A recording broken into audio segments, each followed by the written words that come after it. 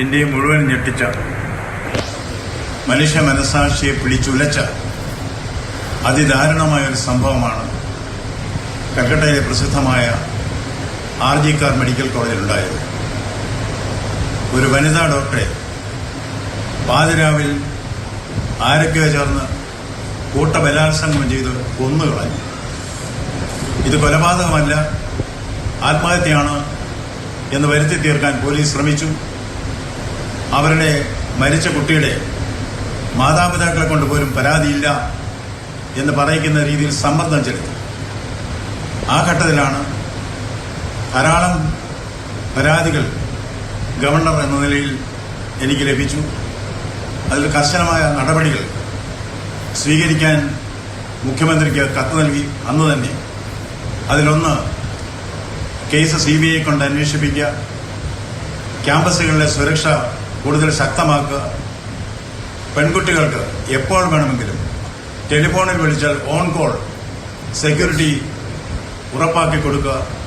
Governor, ഇങ്ങനെ പല ഇക്കാര്യത്തിൽ അങ്ങ് മുഖ്യമന്ത്രി മമതാ ബാനർജിയുമായി സംസാരിച്ചിരുന്നു. ഇവിടെ സ്റ്റേറ്റ് അഡ്മിനിസ്ട്രേഷൻ തന്നെ പ്രതിക്കൂട്ടിലാവുന്നുണ്ട്. സ്റ്റേറ്റ് അഡ്മിനിസ്ട്രേഷനെതിരെ, പശ്ചിമ ബംഗാൾ സർക്കാരിനെതിരെ, തൃണമൂൽ കോൺഗ്രസിനെതിരെ ഒക്കെ ആരോപണമുണ്ട്. ഇപ്പോൾ താങ്കൾ തന്നെ വ്യക്തമാക്കുന്ന ചില കാര്യങ്ങളുണ്ട്. മാതാപിതാക്കളോട് പരാതിയില്ല എന്ന് പറയിപ്പിക്കാൻ വരെ ശ്രമം നടന്നു എന്ന് പറയുമ്പോൾ വളരെ വളരെ ഗുരുതരമായ സാഹചര്യമാണ്. അങ്ങ് മുഖ്യമന്ത്രിയോട് സംസാരിച്ചിരുന്നോ?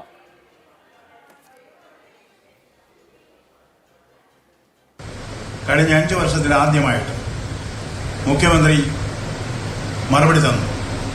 ഇതൊക്കെ ഞങ്ങൾ ചെയ്യും, അതുപോലെ CBIക്ക് വിടാൻ തീരുമാനിച്ചിരിക്കുന്നത്.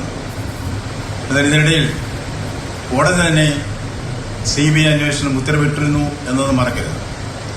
അതൊരു വശം.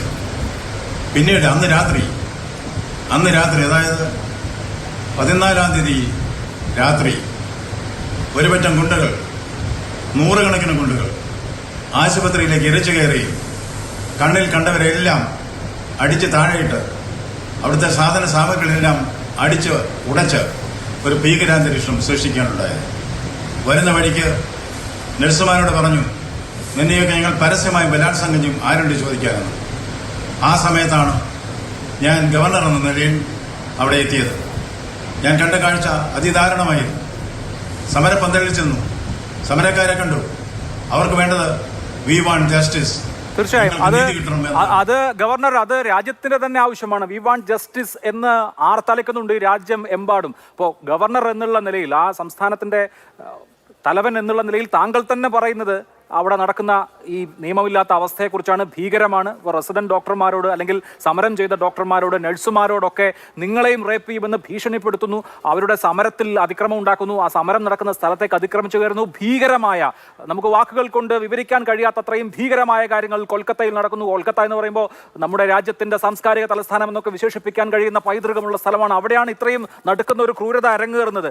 ഗവർണർ എന്നുള്ള നിലയിൽ താങ്കളുടെ ആക്ഷൻ എന്താണ്? അതാണ് എനിക്ക് ഇനി അറിയേണ്ടത്. ഇത്ര അരാജകത്വം കൊടികുത്തു വാഴുന്ന മറ്റൊരു സംസ്ഥാനം ഇന്ന് ഇന്ത്യയിൽ ഉണ്ടാകുമെന്ന് എനിക്ക് തോന്നുന്നില്ല. ഭരണഘടനാപരമായി എടുക്കേണ്ട ശക്തമായ നടപടികൾ എടുക്കുക തന്നെ ചെയ്യും. ഇത് ഒരിക്കലും അനുവദിച്ചുകൂടാ. ബംഗാൾ അക്രമത്തിന്റെയും അഴിമതിയിലും കൂപ്പുകുത്തിക്കൊണ്ടിരിക്കുകയാണ്. ഇതിന്റെ പിന്നിൽ സർക്കാരിന്റെ പിന്തുണയുണ്ട് എന്നതാണ് ഏറ്റവും വലിയ കഷ്ടം. ബംഗാൾ ഒരു ബനാന റിപ്പബ്ലിക്കായി മാറാൻ പാടില്ല, ഒരു വെള്ളരിക്ക പട്ടണമായി അവതരിപ്പിക്കാൻ പാടില്ല. ശക്തമായ നടപടികൾ ഇന്ത്യൻ ഭരണഘടന നൽകുന്ന അധികാരങ്ങൾ ഉപയോഗിച്ചുകൊണ്ട് ജനപിന്തുണയോടുകൂടി ശക്തമായ നടപടികൾ ഇക്കാര്യത്തിൽ സ്വീകരിക്കുക തന്നെ ചെയ്യും. ഈ ഗുണ്ടാരാജിന് അറുതി വരുത്തിയേ മതിയാവും. ഗുണ്ടാരാജിന് അറുതി വരുത്തിയേ മതിയാകൂ എന്ന് പശ്ചിമ ബംഗാൾ ഗവർണർ തന്നെ പറയുന്നു.